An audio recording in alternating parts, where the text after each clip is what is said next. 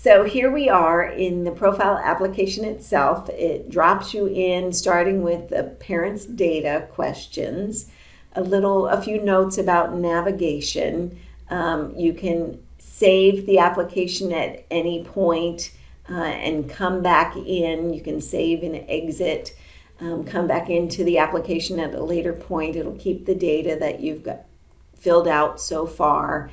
You're able to print the application and see what you've got. You can navigate between sections by choosing one here, and I know this looks a little overwhelming because it's a long list, but many of them are very short. So let's start moving through the parents' data question.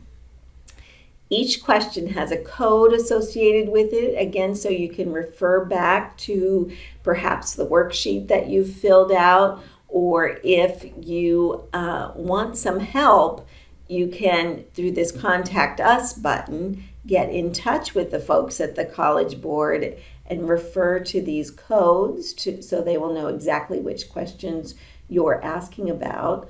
Also, many of the questions have online help available under the question mark or even by clicking on the help code itself. So that information is there. So let's look at the parent data questions. So I've already completed a lot of this information. It starts with the first parent, whatever parent you want to list first.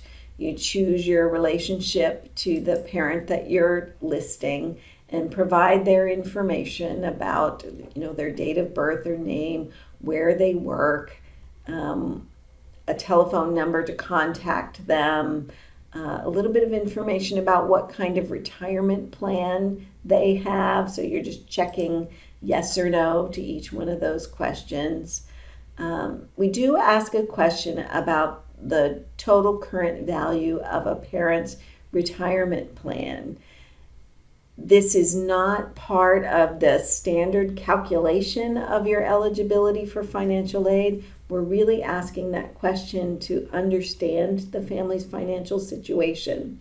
And as a financial aid officer, where this comes into play for me is if I've got a family who is appealing and is concerned about the amount we're expecting them to pay, and I can see from the information that they've provided on the profile that they actually have very little in retirement savings for their age, for example. That might be a factor in my consideration. So really provide as much information as you can here, and don't feel like just because you're putting dollar amounts in here that will negatively impact your eligibility for financial aid.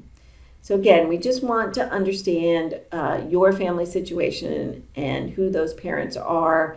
If parents are attending college themselves, we'll ask questions about that. So when that question is answered, it will allow us to understand they may have some additional expenses. And then parent 2, again, same set of questions to understand the situation for the next parent.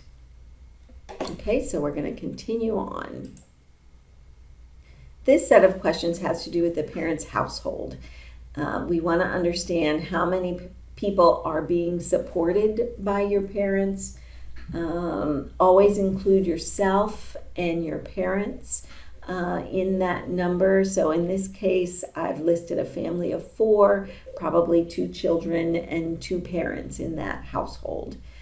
And then the question is, how many people in that household will be college students in the year in which you're applying for aid? So that is usually the student and maybe another sibling. Where do your parents live? There is a space to provide a parent email address. Financial aid offices use that sometimes to contact parents directly.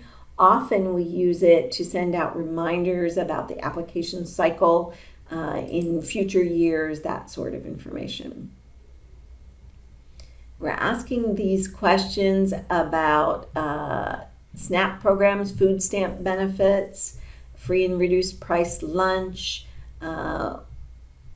special public assistance programs that, again, families have already provided their financial information to qualify for those programs, so it gives us some information about that family's financial status. If you said yes to one of those questions, then it allows us to shorten the questions that we're asking later on.